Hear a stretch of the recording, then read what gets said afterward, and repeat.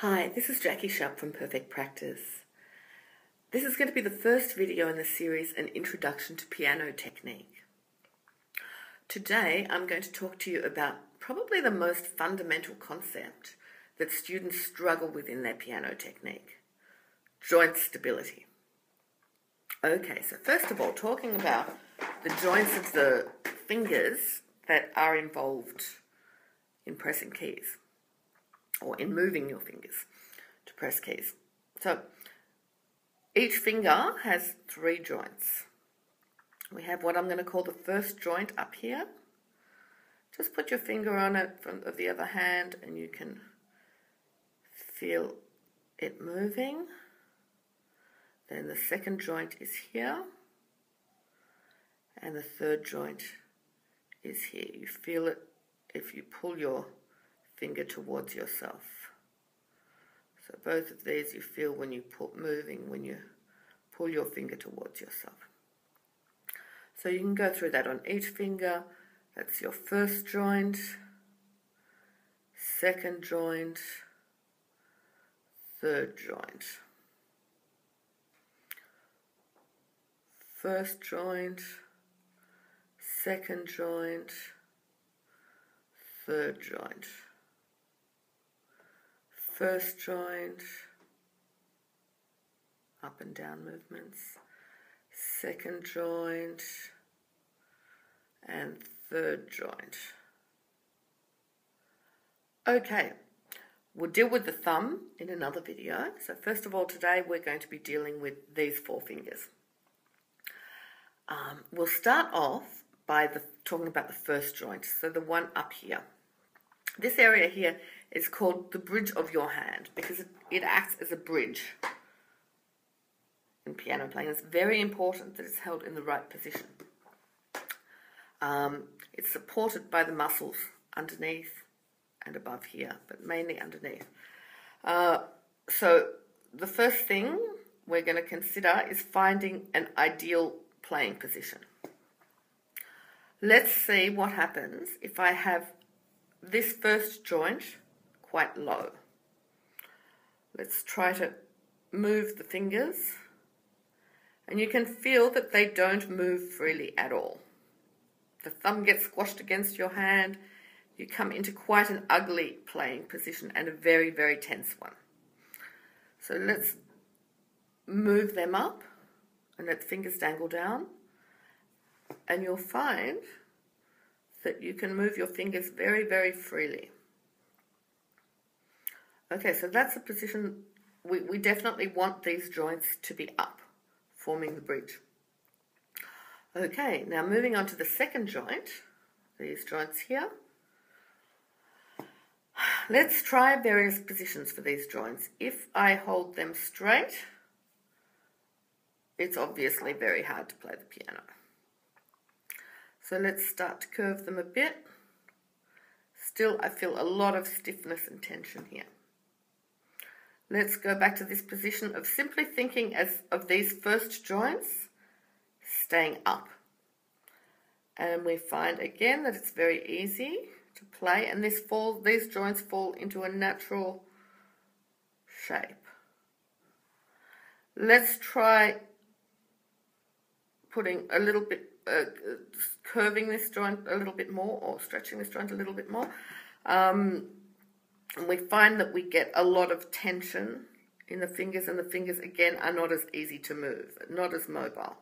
The thumb comes in, all sorts of odd things happen. So we need to have a position. So far we know that the first joint is high. This joint just goes into a natural position and does not do any movements like that. Now, the final joint is the third joint here, which is actually just defined by the shape of these two. So if I have this one particularly, if I have this one over curled, it changes the shape of that joint. So basically, once I've got these 2 joints right, that one just falls into place. Okay, but this joint is quite an unstable joint, as it can move. It has more, it has a lot of mobility, and there's no sort of muscles, strong muscles surrounding it. There's the fingertips close by.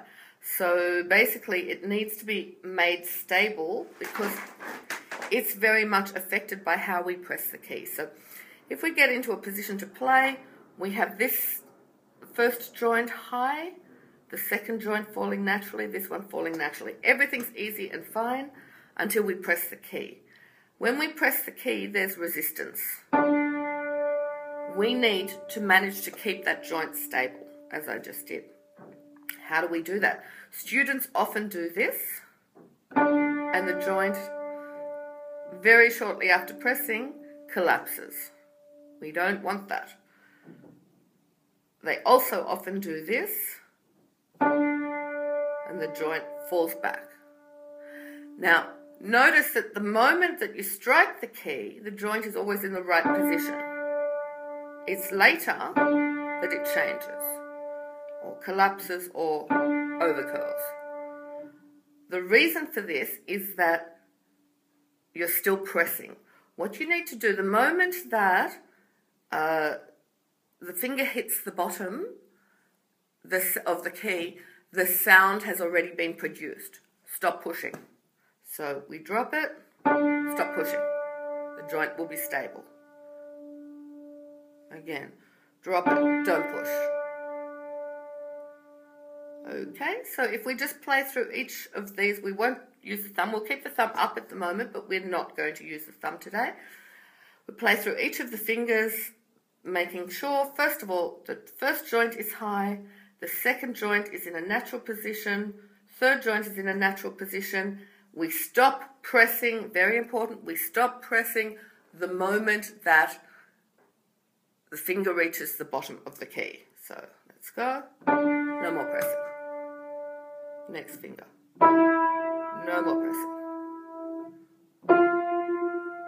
No more pressing. No more pressing.